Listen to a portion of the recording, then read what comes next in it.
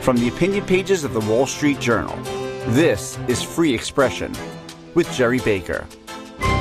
Hello, welcome to Free Expression from the Wall Street Journal. I'm Gerry Baker, editor-at-large of the Wall Street Journal, and I can say we're back. Thank you very much indeed for your patience while we've been away. Took a slightly unexpectedly long sabbatical, but I'm delighted to say that Free Expression is back. We'll be here weekly, analysing and dissecting the major issues that are confronting America and the world. And, well, in the last month or so, did we miss anything? Well, since we last spoke, the stock market's down about 10%, the dollar's down about 5%, bond yields are up.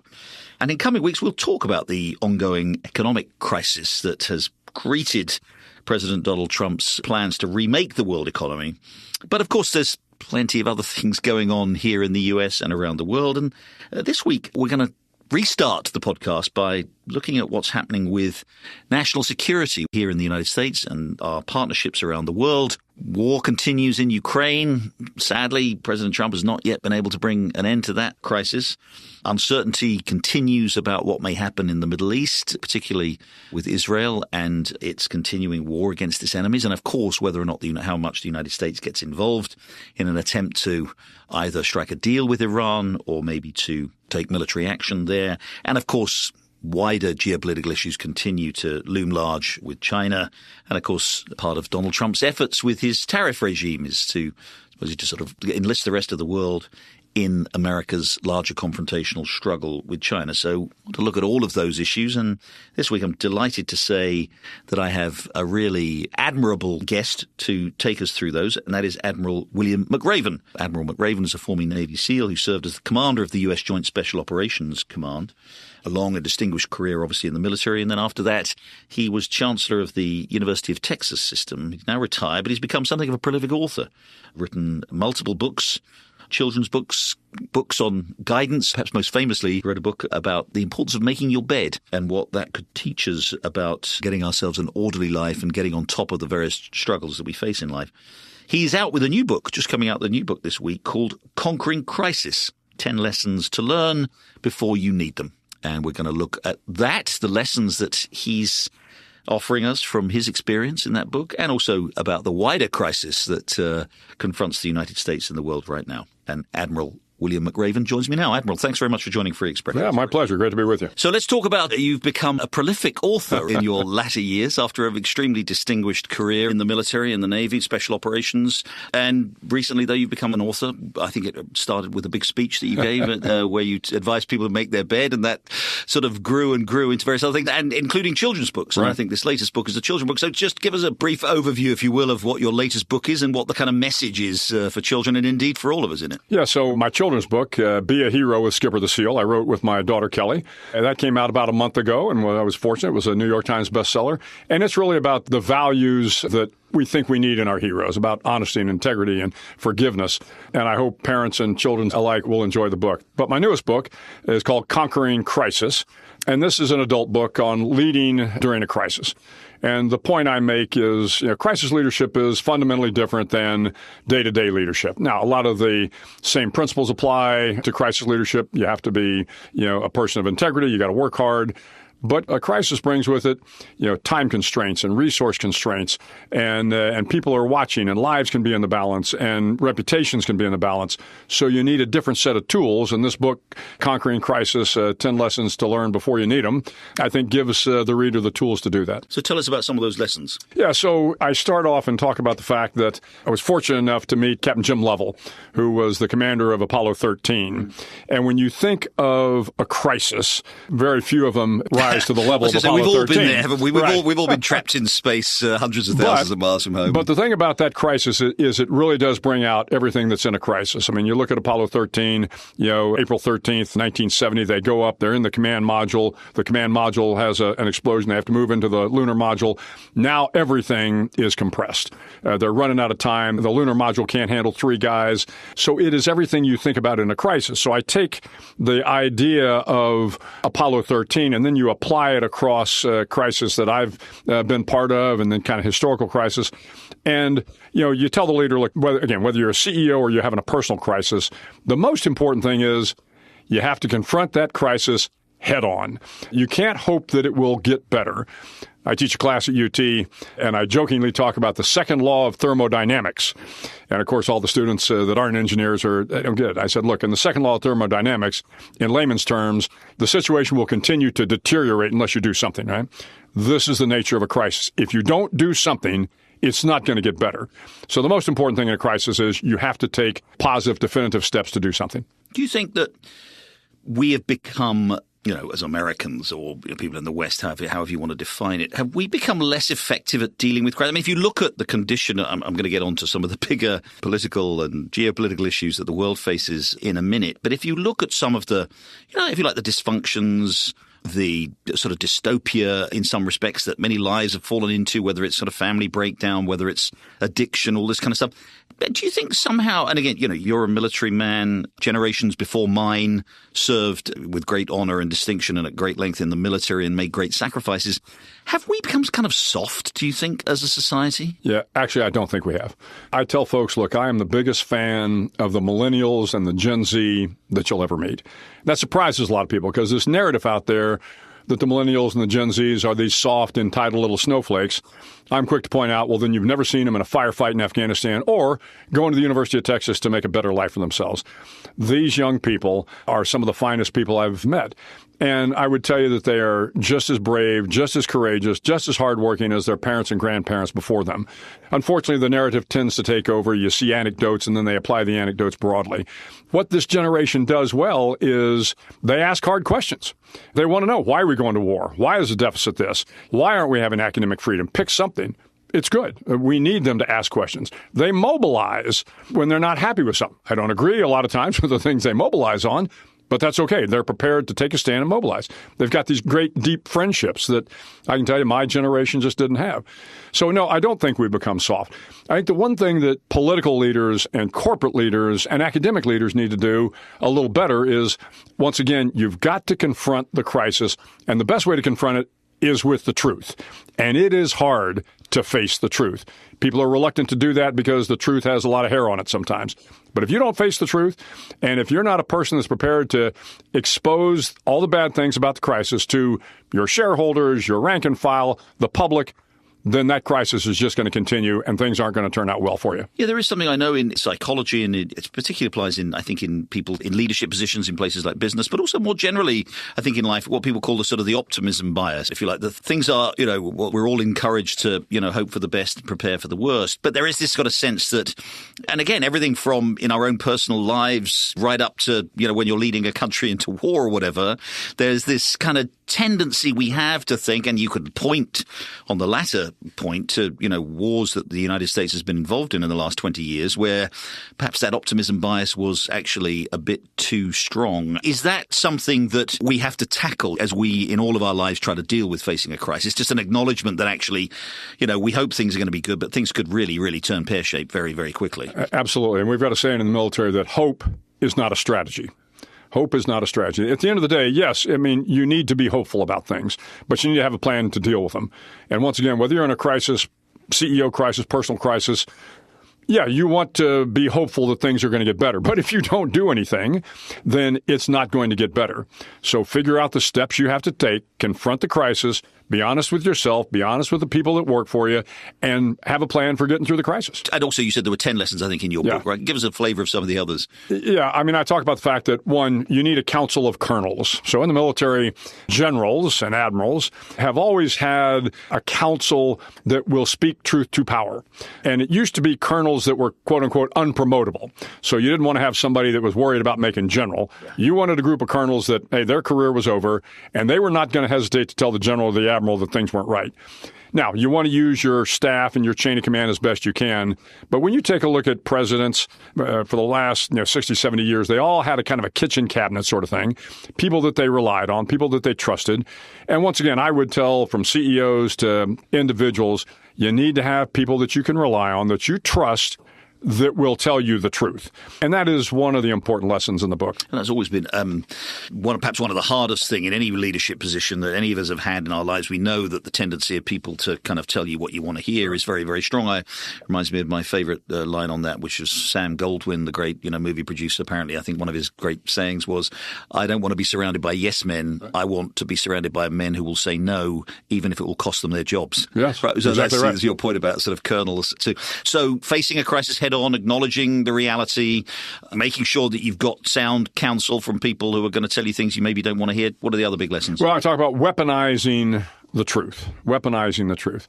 And weaponizing might be a strong word, but the point is, it is important for you as a CEO, academic leader, whether you're leading a Starbucks or a burger joint, you've got to use the truth with your rank and file, with the people that work for you, and with the public if you're in the middle of a crisis. Or if it's a personal crisis, you better look yourself in the mirror and say, am I being honest with myself? I look back on Ronald Reagan during the Iran-Contra, and it was one of the things that, frankly, he didn't do well, which is, he didn't accept the fact and he didn't acknowledge the fact that he had screwed up. And, of course, the truth will always come out. I mean, this is just the nature of the truth. Sooner or later, somebody's going to find out about it. So if you acknowledge the truth, if you use it to your advantage early on, then one, you'll find out what all the issues are. You can begin to address those issues, and the crisis will resolve itself much more quickly. The other thing I talk about is you have to have a morale check. All of us in the military appreciate the importance of morale. But if you as a leader don't keep the morale of your workers, your employees, your rank and file, if you don't keep that strong in the middle of a crisis, then the people you need to help you through the crisis, they won't be inspired, they won't be motivated, and they won't give you their best effort. So a lot of times as a leader, when you've messed up, you've screwed up, yes, it is your problem. You need to address it, but you also need to walk around. You need to talk to the employees. You need to talk to the rank and file. You need to inspire them. You need to motivate them. You need to keep their morale up so they can help you through this crisis. Can you point to examples of people, again, whether it's in business, in politics, in the military, whatever, you've already mentioned the example of Ronald Reagan and sort of perhaps failing to, heed one of those important lessons. Give us examples of people who faced incredibly challenging crises and perhaps to some extent by deploying some of these lessons, these strategies that you outline here have actually succeeded in weathering the crisis and actually, emerging the other side stronger. Two of them come to mind. One, JFK during the Bay of Pigs. Bay of Pigs was a disaster. And instead of John F. Kennedy just kind of trying to sidestep the issue, he came before the American people and said, look, we made a mistake. This was a bad call. It was my call. And the American people, for the most part, kind of forgave him quickly for it, and he was able to move on. That is, again, an important lesson to be learned. The Tylenol scandal of decades ago, the CEO, even though it was so, for your listening audience, the Tylenol capsules were poisoned. A number of people died as a result of that. And while it had nothing to do with the pharmaceutical firm that was making Tylenol, the CEO of the pharmaceutical firm stepped in front of the American people and said, I've got this. This is our problem. We're going to fix it. Now, the stock dropped precipitously at first, and then it gained speed and came right back up and surpassed the earnings from the previous quarters because the CEO stepped in front of the American people and said, we've got a problem, I'm going to fix it, and we're responsible, we're going to handle this. So once again, confronting it head on and confronting it strongly at first. I always tell folks it's a little bit like a forest fire. When you see a forest fire burning, what the firefighters do is they find the greatest threat, the greatest speed at which, and they go address that head on. And they don't just dump a bucket of water on it. They take every asset they've got and they hit it head on. Well, that's what you got to do in any crisis. Your book is about leadership, and obviously you've been a leader and you're giving advice now to other people on leadership and the lessons you've learned. So let's talk about leadership of the country now, because, this is obviously very important. And it seems to me that all the things you talk about in your book, these lessons you have, talk about the importance of character, of truth, of honesty, of facing up to facts, of being willing to acknowledge that you're wrong and listening to people who have a different view from yours. And again, this is not a political book. I take that. But, you don't have to be a sort of a soothsayer to sort of read between the lines, perhaps, of some of those things and apply them to our current political situation. You, by the way, I should start out and say, as I said in the introduction, you have been in the past very critical of President Trump. You were very critical in his first term. We are now 3 months, almost exactly 100 days into President Trump's second term. He was elected clearly last year. You can argue about the size of the mandate or whatever, but he was elected clearly. He's got majorities in both houses of Congress. How do you assess the first as I say, pretty well 100 days in terms of President Trump's leadership in this second term. Yeah, well, I have been critical of President Trump, but the fact of the matter is he's been reelected. And so I think those of us that didn't vote for Trump need to kind of take a hard look at this. What was it about, what we were believing that wasn't consistent with what a lot of the Americans were believing? And we need to be thoughtful about that. And we need to figure out how America can kind of fix some of those issues. Because, those people have a right to voice their opinion. They voted for President Trump, and President Trump is now the duly elected president. And we all need to support him as best we can. But I think what we have now is a bit of a crisis of confidence. The American people, and polls are showing this, the American people have lost confidence in the White House. They've lost confidence in the National Security Team. They've lost confidence in Capitol Hill, and to some degree, they've lost confidence in the judiciary.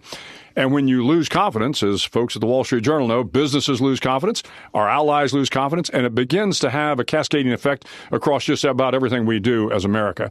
So the only way to kind of regain the confidence, I think, is for, the American people to ask their representatives to use their civic voice, to ask their representatives to help make a change. Even those people that voted for Trump, I don't think they expected this level of chaos and this level of changes day to day. It has been tumultuous, and I don't think this is what the people even that voted for him were expecting. Exactly. I'm sure most of my listeners will agree with that. Again, whether or not they voted for Donald Trump, whether or not what they expect from Donald Trump. In his defense, you could say, is that he set out very clearly this time around with a team that's very supportive around him to really, really remake many of our institutions, right? Whether it's the federal government, whether it is our immigration policy, whether it's universities, whether it's the legal profession, whether it's to some extent the size of the federal government with DOJ and all that kind of stuff. So he did set out with these clear goals. And as you say, 100 days in, the picture is certainly with the one we're getting right now at the moment is it looks fairly chaotic. What then is the explanation? He has this mandate. He was elected. He's got this majority. He's got a team around him of not like the first time around when there were many people, I think, who were very skeptical about what he was doing, who were largely supportive. What, in your view, again, from the base of someone who's been a leader and studied leadership, what's gone wrong? Well, I don't know if anything's gone wrong yet. I mean, it is chaotic because that is the nature of President Trump. And once again, what we need to consider is, does the government need to be more efficient? Of course it does. I mean, I have tremendous and great respect for America's civil servants and the federal service individuals that are out there, whether they are at the State Department, no matter where they serve. These are great, great individuals, the Department of Defense, FBI. I do not believe there is a deep state out there. But is there inefficiency? Of course. So I think he's absolutely right in going after the inefficiency. Clearly, as you point out, we can debate the size of the mandate, but his belief was changes need to be made. So you have to give him credit. He's come in and he has tried to force those changes. But here's my concern is he's not the president of MAGA. He's not the president of the Republican Party. He's the president of the United States of America. So his job, job one is to take care of the American people and our interests overseas and wherever they might be. And in order to do that, he has to take care of all American people. So as a leader, you have to deal with people you don't like. You have to help people you don't like. Just because they don't agree with you doesn't mean you don't have a responsibility to take care of them. So my concern and my advice to President Trump would be absolutely continue on with what you think is right if you've had a mandate to do that. But you need to be a little bit more considerate of those that don't agree with you, because at the end of the day, your job is to take care of all Americans. We're going to take a short break there. When we come back, I'll have more with Admiral Bill McRaven. We're looking, obviously, at the state of the world, assessing the first nearly 100 days now of Donald Trump's administration and how he's doing in terms of promoting America's interests and defending our national security. Stay with us. You're listening to Free Expression with Gerry Baker. Don't forget, you can listen to the latest episode anytime on your smart speaker. Just say, play the Opinion Free Expression podcast. Now, back to Gerry Baker. I'm back with Bill McRaven. He's got a new book out, which is called Conquering Crisis. And we're looking at the various global and domestic conditions that some might describe as crisis here for the United States as we approach the 100-day mark of Donald Trump's second administration. Let's talk about some of the specifics, particularly the ones that you're very familiar with. You've served in Europe. You know that the role that NATO has played and America's leadership of NATO has played over 80 years almost now.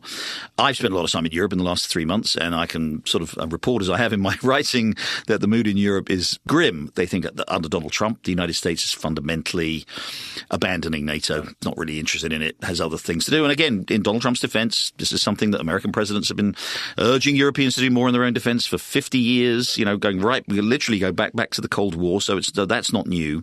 But what is new is a sense in Europe and in Canada too, just our neighbor just across to the north, that America's not even on their side anymore. Somebody put it very well to me the other day that Donald Trump is an opportunist who looks for gain in whatever circumstances he can find, and whatever else that is, that's not an ally. An ally is with you through thick or thin, is not an opportunist. How do you assess the state of that alliance? I'm a big supporter of NATO. I was the commander of NATO Special Operations Forces. I've spent a lot of time with the Europeans. I've got tremendous respect for the Europeans. And when you think about our allies, whether it's in Europe or whether it's Asia, wherever it might be, it's a little bit of the old Churchill quote, the only thing worse than fighting with allies is fighting without them. We need our alliances. We need our allies if we're going to continue to be a superpower. I went to the Munich Security Conference back in February, and the word I heard most was transactional. America has become transactional. And I do not think that is a good thing. At the end of the day, America needs to be about our values. And again, can we be transactional as we think through our values? Of course we can. But at the end of the day, our values matter.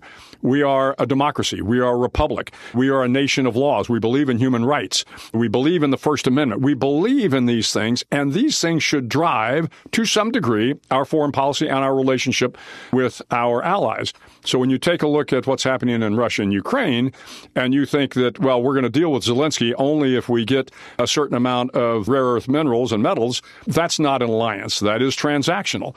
Bill McRaven's belief we should continue to support Ukraine because they are aligned with our values. Now, they're not a perfect democracy. I got it. They're struggling, but they are a democracy. They are a representative government. They believe in the rule of law. They believe in their constitution. They believe in the things that we think of as our Western values. And if that's not who we are anymore, if we are only going to be transactional, then it will be difficult to differentiate us from China and Russia. So every president is going to put their country first, rightfully so. And I think that's important. But I would offer to President Trump, it's fine to broker a deal, but make sure that underlying that are the values that made us who we are as Americans. What do you say to those who say that, while I'm not endorsing the view that Volodymyr Zelensky started the war, but that somehow that we in the West are kind of responsible for it because we did provoke Russia. We understood it was way back the end of the Cold War. We had these, these famous conversations involving Secretary of State James Baker and others where we said we weren't going to push the boundaries of NATO right up to Russia's borders. We accepted, that was not going to happen. Ukraine was not going to be a member of NATO, but actually in the end, the Baltics became NATO members. Most of the Eastern European countries became NATO members. Ukraine obviously hasn't. But there's an understandable sense of threat in Russia from what they see as this Western push, this NATO push right up to their borders in a way that they see as menacing, and that we allowed that to happen. And you can argue about what happened in Ukraine in 2014, 2015. We can have all those arguments about that. But we certainly encouraged a confrontational approach towards Russia in its own neighborhood in a way that was never going to go well. Whatever you think of Vladimir Putin or anybody else was never going to be something that Russia as a country, as a nation could accept. Well, was it Russia as a country and a nation that couldn't accept, or was it Vladimir Putin that couldn't accept it? And I think the idea is it was Putin. I mean, at the end of the day, we cannot sit here and be apologists for Vladimir Putin. Russia invaded Ukraine. Case closed. This was not something that we brought on. And the atrocities that has occurred as a result of that invasion, you think about the amount of casualties. I mean, the Russians are up to, 900,000 killed or wounded in action. This is World War I, World War II style casualties. This is all on Vladimir Putin. Again, you can go back and look at revisionist history. You can make excuses for why Putin did this. But I'm not in that camp. At the end of the day, Putin was responsible for invading Ukraine, and we need to stand strong by Ukraine. Why do you think Donald Trump seems to take such a, so we say, sympathetic and friendly approach towards Russia? And again, I don't want to overstate it. Maybe it's a negotiating tactic. But, we all saw famously when Zelensky came to the Oval Office. And again, Zelensky, I think most people acknowledge, didn't handle that very well. But he was humiliated by the president and vice president of the United States in public in ways that I think few of us have ever seen before. Whenever he speaks about Vladimir Putin, by contrast, he almost always seems to to say, he likes him, he gets on well with him. We've had this rather strange back and forth over this sort of ceasefire plan where Trump's emissary goes out there and essentially says, well, Russia will agree to a ceasefire if we agree to all everything that Russia's demanding. And, that seems to be the American position. I've never been in a situation where the United States is kind of, seems to be saying that in order to have peace with a country with whom we have been allied, they've got to accept all of the enemy's conditions. What is going on? Why do you think Trump seems to have this, again, I don't want to overstate it, but this affinity for Russia and for Vladimir Putin? And again, I don't know what goes on in the mind of Donald Trump. I do think it was egregious that President Zelensky was embarrassed in the Oval Office. I mean, if you have a problem with any head of state, Zelensky, publicly, you have a conversation that is respectful, and then in private, you go behind closed doors, and then you address the issues in private. That's what you do to keep the alliances strong. Why is Trump fascinated with Putin? Trump has historically kind of aligned himself with authoritarian figures. He likes strong men, and I think he sees Vladimir Putin as a strong leader. We should make no mistake about it. Vladimir Putin is a dictator. He is corrupt. He is everything bad about a nation's leader. Zelensky has his issues. He's got his problems, but he was the duly elected president of Ukraine. And I will tell you, he's been a great wartime leader. I mean, you think about what they've gone through facing Russia when everybody thought early on that Russia would be in Kyiv within 3 weeks. Well, guess what? They were wrong because Zelensky and the military of Ukraine stood up to the Russians. We need to continue to stand by them. More broadly at the world right now and alliances, we don't want to get into the details of the tariff fight that continues to go on or the negotiations that are apparently going on. So one of the things the Trump administration has said is that, what it's trying to do is it's trying to enlist the rest of the world in a kind of major, strategic, shall we say, battle with China, right? As other administrations have done. But I think to be fair to Trump, his first administration perhaps more aggressively did it, decoupling, as people talk about it, with the United States and its allies, decoupling from China, relying less on the Chinese economy, Chinese exports, Chinese capital, maybe things like that. And of course, challenging China and challenging China's apparently expansionist ambitions in Asia and elsewhere. And that what Trump is, supposedly part of the strategy behind this tariff idea has been to bring other countries together. And yet, of course, at the same time as doing that, he's hit most of our allies with these tariffs. And we've just talked about, the approach he's taken towards Europe, but with the economic approach with tariffs, he's hit many of our allies, Japan, Korea, Vietnam, not technically an ally, but certainly an adversary of China's, with these huge swinging tariffs. Now, again, they've been suspended or paused or whatever. How do you assess that strategy? First of all, its objective of confronting China, and secondly, how's he going about it? Well, once again, I think he underestimates the value of our alliances. And again, whether they are treaty allies or they are good trading partners, by putting a heavy tariff on them and then calling them names and calling them out, this is not a way to build strong alliances to go after China. Again, do we need to hold China accountable? Absolutely. Do we need to deter China in the Pacific and the Indo-Pacific? Of course we do. There are ways to do that militarily. There are ways to do that economically, but you do it economically by building relationships with the Vietnams and Indonesia and Singapore and Japan and South Korea, not by ostracizing them through tariffs, my opinion. Now, we'll see. If they come to the table and they're able to broker a deal, then Donald Trump will have been right. But every major economist, to include, of course, the Wall Street Journal, has questioned these tariffs in no uncertain terms. And while I'm not an economist, you can begin to see, again, the market's doing a little better today, but I think it was the Wall Street Journal today reported if this continues on, April will be the worst month since the Depression. That's not a good sign for anybody. And just on China specifically, do you think, as it stands, the aim is supposedly is to undermine China, especially to deter China from, again, what its expansionist ambitions, and in particular with regard to Taiwan? We're all very focused on that. U.S. has long had this, strategic friendship with Taiwan and, of course, maintained strategic ambiguity about what we would do in the event of Chinese attack. But we made it very clear that we do not believe China should recover Taiwan by force. As it stands, and as you've seen what's gone on over the last month or two and the administration's approach, do you think they're being effective in deterring China? Are they weakening China? Or are they perhaps perversely actually maybe strengthening and maybe even encouraging China to be more expansionist? I think the bigger issue is how we've treated Ukraine. So when Xi Jinping looks at how we treated Ukraine and realized that this was going to be a transactional deal or we weren't going to support Ukraine, then Xi is probably thinking, is this the same situation with Taiwan? So, you see TSMC has offered $500 billion of investment in the United States. That's because TSMC understands that Donald Trump is transactional. And that will be great if TMC invests that much money or the Taiwanese invest that much money in the U.S. But at the end of the day, this can't be protection money. This has to be, again, I think about our values as a country. And are we going to stand by Taiwan, again, an incredible democracy out there, an economic powerhouse, or are we not going to be by their side if they don't agree to whatever deal we're trying to broker here?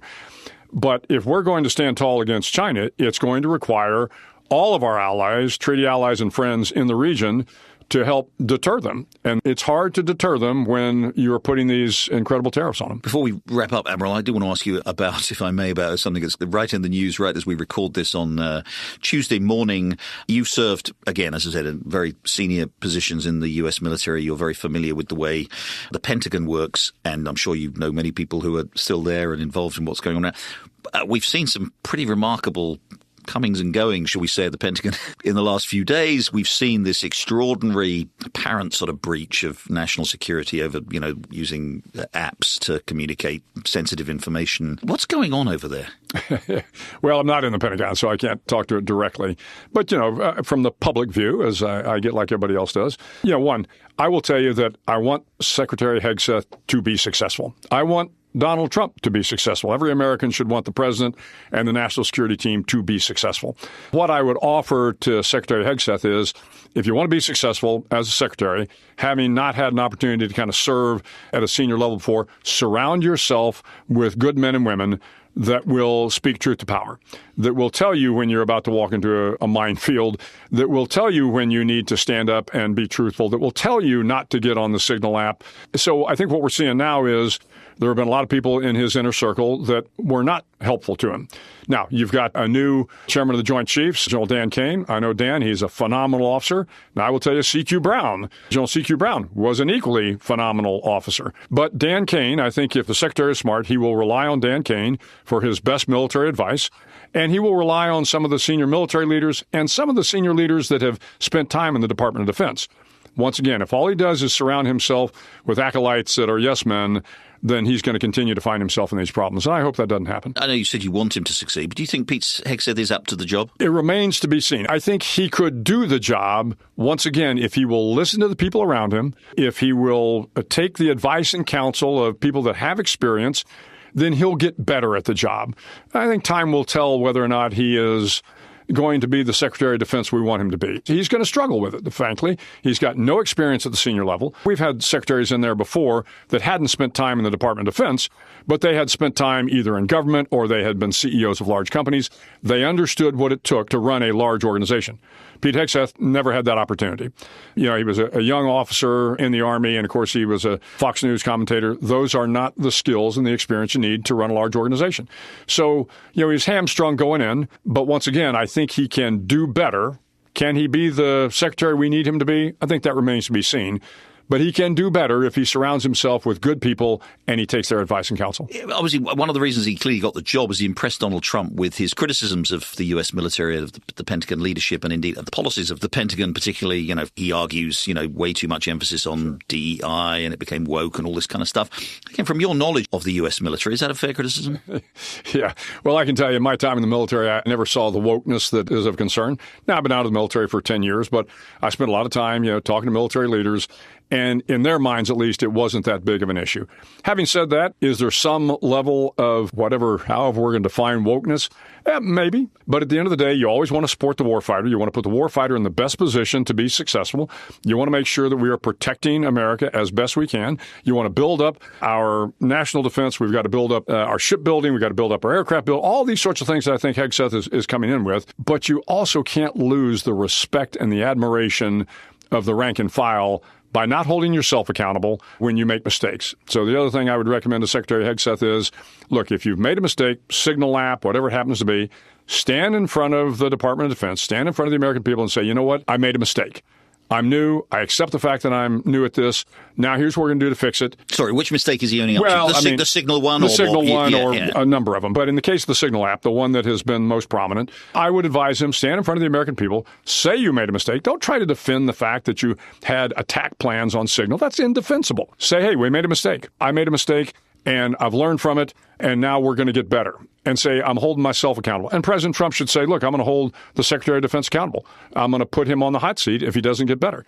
If you just dismiss this stuff and you criticize the media for going after you, that doesn't earn you the respect of the men and women in uniform. A politically neutral, a politically independent military under civilian control obviously has always been just essential to, obviously, the maintenance of trust, but to the maintenance, frankly, of good order and indeed the preservation of our constitutional liberties. Do you have any concerns at all that political neutrality, that independence is being eroded right now? I think we need to keep an eye on it. I can tell you in my 37 years in the military, not once in 37 years did I ever know what anybody's political position was. Was I concerned about what president I was serving, Democrat or Republican? You serve the commander-in-chief, the duly elected president, commander-in-chief, and you salute smartly and do your job unless it's an illegal order. So I never saw the politicization of the military, but I don't think we can be naive. I think that as we've seen over the last couple of years, it seems to be more and more prevalent. And all military leaders that I know, that's the last thing they want to do is to politicize the military. They swear an oath to the Constitution, not to the president, but to the Constitution of the United States. And we need to continue to do that. You don't think that's being eroded, though, right now? I mean, and again, you said warm words about General Kane, Chairman of the Joint Chiefs. As far as you're concerned, you haven't seen anything so far that would make you concerned that we may be moving towards a more politicized military? I have not seen anything that gives me great concern. I do think it's something we need to keep an eye on. The last thing the military leadership wants to do is to move in that direction. And I think as long as we continue to do our job, that we'll be fine. But we can't be naive. We need to stay focused on it. Admiral, you've written a book about leadership, about the lessons that you've learned and that other people can apply in leadership, and particularly about crisis and leadership in crisis. I want to quote you something again. I know to lay it out again.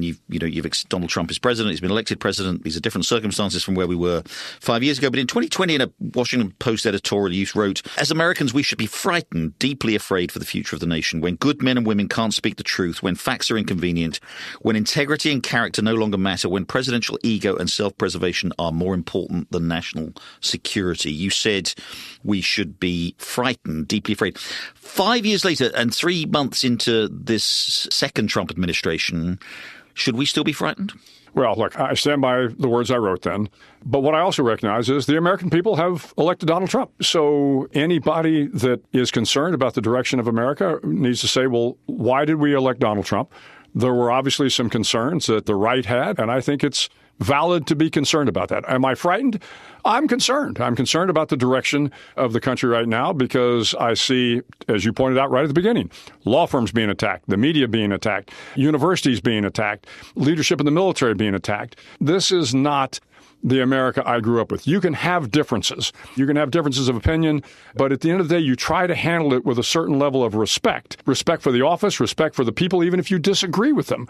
So a great leader understands that you are going to have to deal with people you don't like, but deal with them respectfully. And if you're the president of the United States, you are the president of the United States. You have to be the president for all people. And recognizing the people that elected you, I understand that, and what their concerns are.